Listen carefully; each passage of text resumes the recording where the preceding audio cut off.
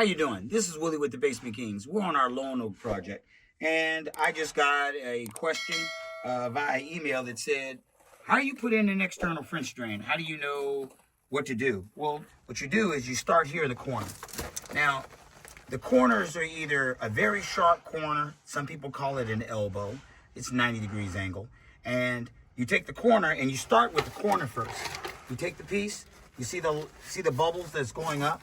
Now, on these pipe, you'll notice there's here and then bubbles here. There's nothing on the other side, see it?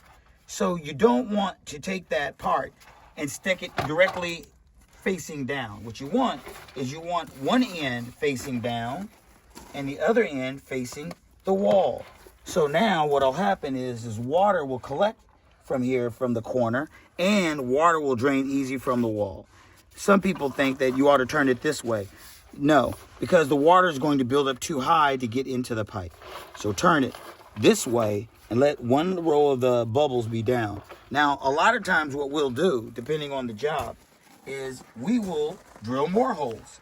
Because in the other pipe, depending on where you buy it, you may have holes here, holes here, all the way around the pipe. But that's normally not what you're going to be able to buy anymore. On average, if you go to Home Depot or Lowe's or some other place, that's why I'm showing you how to do putting in your pipe, is because that's usually what you're going to find, unless you're a drainage contractor. So if you only have two holes, make sure that you put the holes aligned where one hole is going down here and the other one's here, so it's more like turned towards the block, like that. See it? Now, we're going to take our corner, we'll just simply put it in, and it'll fit, and it'll just simply slide on. You just squeeze it on, just like that, and then line your corner up.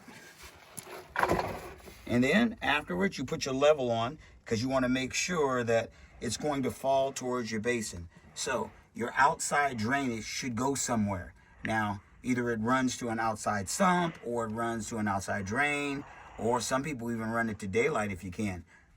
But either way, you want to pick what side's going to be the high side, so everything will roll down to the end. So that's how you install a French drain on the outside of a basement. So if you like our videos, click the like button or subscribe. Either way, we'll see you next time. Hello, thanks for watching. If you like our video, then please subscribe or visit us at thebasementkings.net. Thank you and have an excellent day.